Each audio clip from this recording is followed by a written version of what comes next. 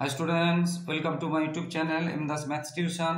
আজকের মাধ্যমিক 2025-এর জন্য নতুন এবিটি টেস্ট পেপার 2025 সালের থেকে আজকের গণিতের একটা পেজ করাচ্ছি। বন্ধুরা মন দিয়ে দেখতে থাকো। মোস্ট ইম্পর্টেন্ট অঙ্ক আছে, যে পেজটা শুরু হয়েছে 264 পেজে, কিন্তু আজকের যে অঙ্কগুলো করাচ্ছি সেটা 267 পেজে আছে।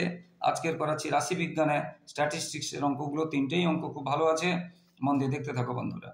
তো যারা আমার ইউটিউব চ্যানেলে দেখছো সকলকে ধন্যবাদ, আর যারা আমার চ্যানেলে নতুন প্লিজ আমার চ্যানেলকে সাবস্ক্রাইব করে ও শেয়ার করে সাপোর্ট করো, পাশে থাকো বন্ধুরা, এবং লাইক কমেন্ট করতে ভুলো না। অঙ্কের শুধু শর্ট প্রশ্ন নয়, বড় প্রশ্নগুলো করিয়ে দিয়েছি। এর আগের ভিডিওতে 13-14 দাগেরগুলো দিয়েছি এবং 5, 6, 7, 8 ও 1, 2, 3, 4 দিয়েছি। তাই যারা এখনও দেখোনি আমার ইউটিউবে গিয়ে সার্চ করে দেখে নাও। শুধু অঙ্ক নয়, জীবন বিজ্ঞানেরও আমি বড় প্রশ্নগুলো উত্তর করে দিচ্ছি, তাই তোমরা অবশ্যই দেখে নাও। প্লিজ বন্ধুরা সাবস্ক্রাইব করে শেয়ার করে একটু সাপোর্ট করবে বন্ধুরা। তো প্রথমে যে প্রশ্নটা আছে 15 র্যাকেটটাতে দেখো, শ্রেণী দেওয়া আছে এত এত এত, পরিসংখ্যা দেওয়া আছে এত এত এত, কি বলেছে? যৌগিক গড়, তথ্যের যৌগিক গড়। এখানে একটু ভালো করে বোঝো বন্ধুরা, যেটা বারবার বলছি, এটা শুধু যৌগিক গড় বলেছে, এটা বলেনি যে কল্পিত গড় পদ্ধতিতে করো, এখানে কোনো বলা নেই। তখন তুমি সাধারণ পদ্ধতিতে করবে, যেটা সহজ পদ্ধতি, বুঝতে পেরেছো? যৌগিক গড় পদ্ধতি। এখানে বলা নেই যে ক্রমবিচ্যুতি পদ্ধতিতে করো, বলা নেই।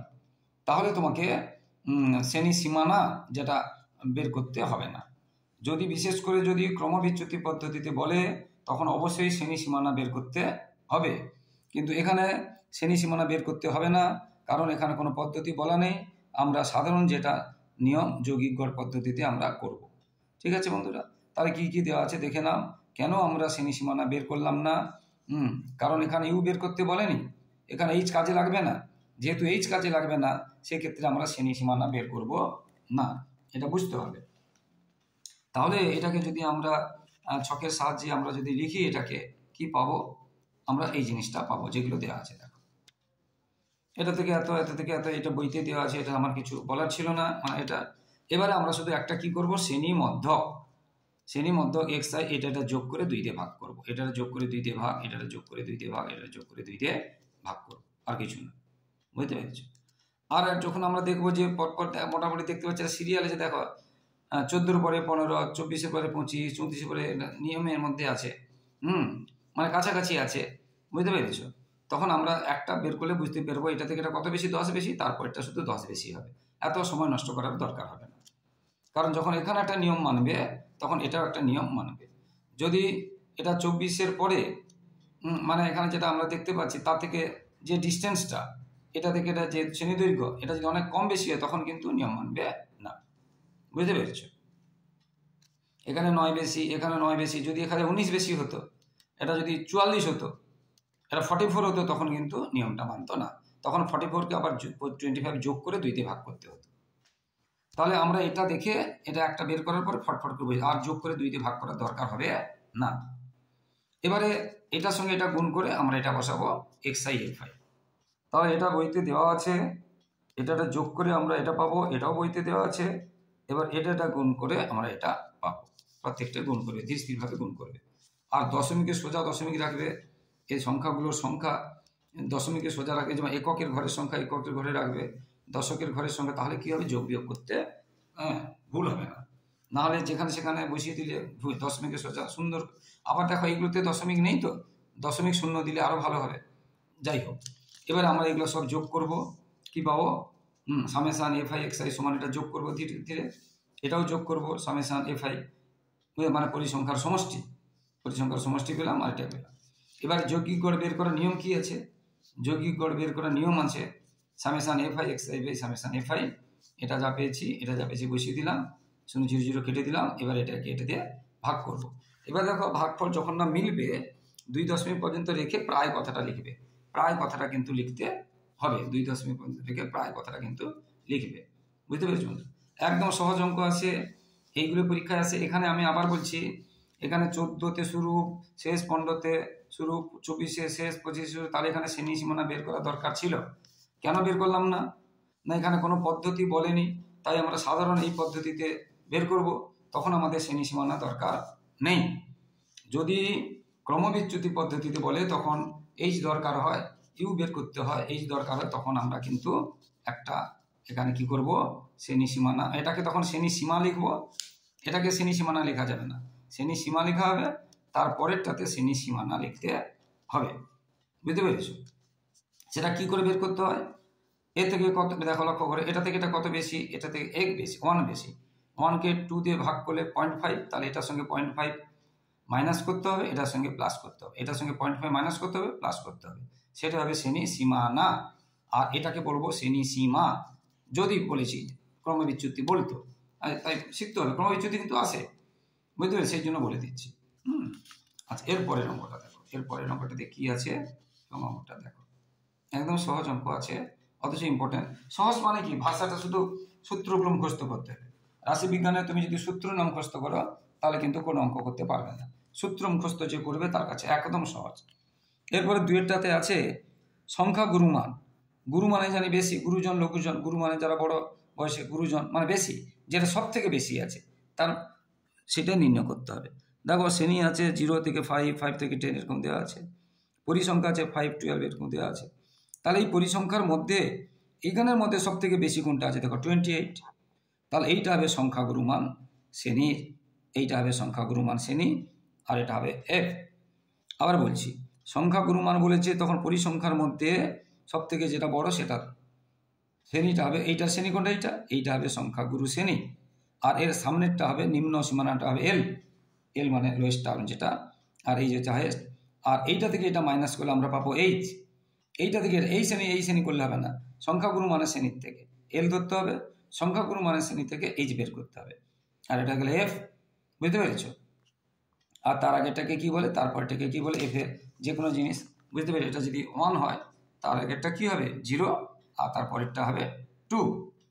ঠিক আছে, এবার দেখাচ্ছি। তাহলে এটা 20টা সব থেকে বেশি ছিল, এইটা আছে সংখ্যাগুরু মান শ্রেণী, এটা লিখতেই হবে, পরিসংখ্যা বিভাজনের সংখ্যাগুরু মান শ্রেণী কোনটা, এটা। বুঝতে পেরেছ? তাহলে এইটা হবে F1, এটা হবে তার আগে এটা F0, তাহলে 0, 1, 2, 0, 1, 2, তাহলে F0, F1, M2, F2, আর এইটা থেকে এটা বিয়োগ করলে H পাবো, এইগুলো আমরা লিখে দিলাম। আর এটা আছে L, এইটা এই শ্রেণীর L ধারা, এইগুলো লিখলাম, কোনটা কি আছে লিখলাম, আর কিছু না। তাহলে কোনটা কি আছে লিখে দিলাম। এবারে সূত্রটা তোমাকে মুখস্থ করতে হবে, নির্ণয় সংখ্যা গুরুমান মানে বের করার নিয়ম, L প্লাস Fi মানে Fi নয়, F1 মাইনাস F0 বাই, আবার বলছি সংখ্যা গুরুমান বের করতে গেলে L প্লাস বন্ধনীর মধ্যে F1 minus F0 by 2F minus F0 minus F2 into H, এই সূত্রটা মুখস্থ করতে হবে। বারবার বলছি, রাশিবিজ্ঞানের সূত্র মুখস্থ করলে সব অঙ্ক পেরে যাবে।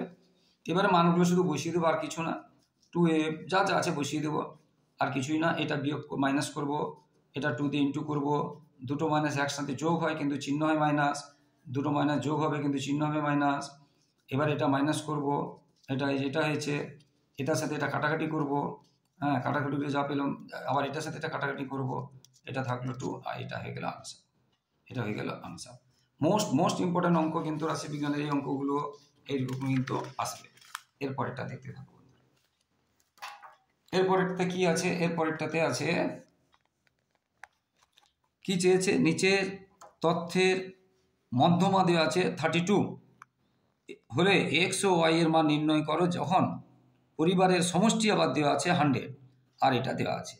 তাহলে সমষ্টি দেওয়া আছে 100 এবং মধ্যমা দেওয়া আছে 32, এক্স ওয়াই এর মান নির্ণয় করতে মোস্ট ইম্পর্টেন্ট, একদম আসে প্রতি 4-5 বছর মধ্যে, এটা এই অঙ্কটা কিন্তু আসে মাধ্যমিকে, প্রতি 4-5 বছর অন্তর কিন্তু মাধ্যমিকে এটা আসে। তো দেখো বন্ধুরা, তাহলে শ্রেণী যেটা দেওয়া ছিল, শ্রেণী অন্তর লিখতে পারলে ভালো, শ্রেণী সীমানা লিখলেও চলবে, শ্রেণী লিখলেও চলবে, হ্যাঁ শ্রেণী অন্তর লিখতে পারলে ভালো হয়।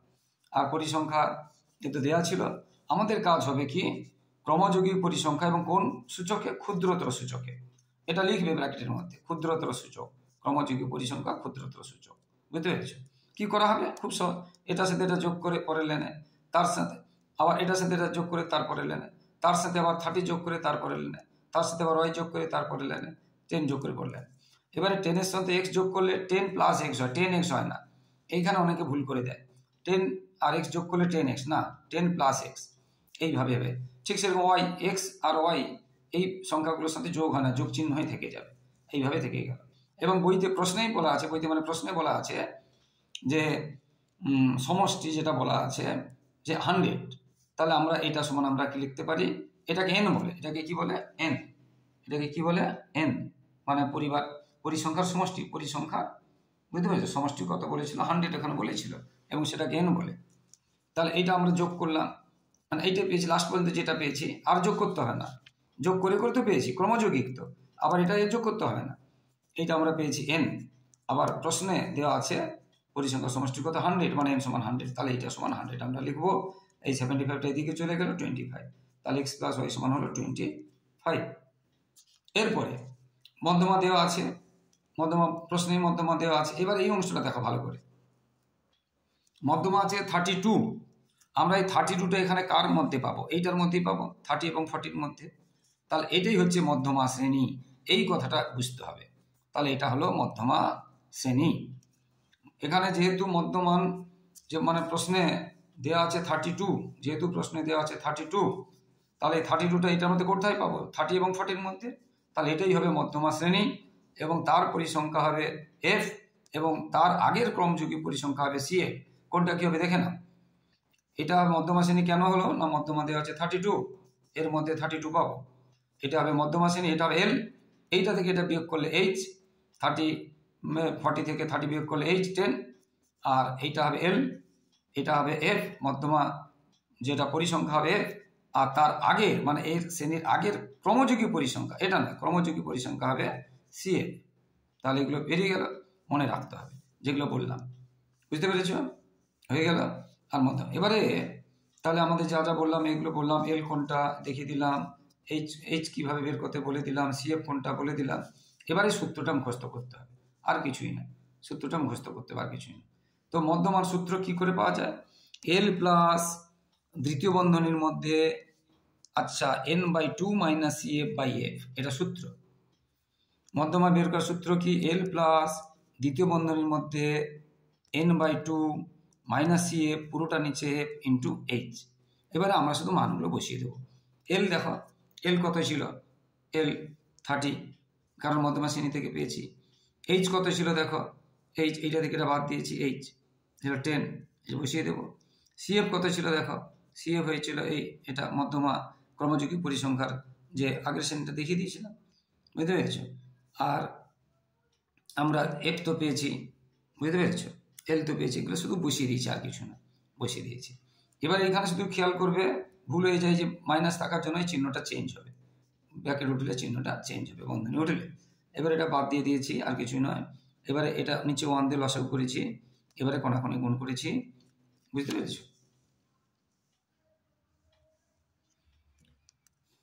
এটা মাইনাস করেছি, এটা নিচে 1 দিয়ে 30, এই যে নিচে 1 দিয়ে এটা লসাগু করেছি, এর নিচে 1 দিয়ে, এই যে 1 দিয়ে 1 আর 3 লসাগু হলো, আর 3কে এটা হয়ে গেল। এবার এটাকে দেখুন, এটাকে এটা দেখুন, বুঝতে পেরেছি? এক্সটা এদিকে আসছে, মাইনাসটা প্লাস হয়ে গেছে, এটা ওদিকে গেছে, তাহলে এক্স এর মান পেলাম, এটা পেলাম এক্স এর মান।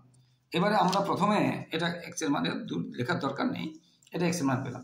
এবার দেখো আমরা এখানে একটা পেয়েছিলাম এক্স প্লাস ওয়াই সমান 25, 1 নম্বর সমীকরণ।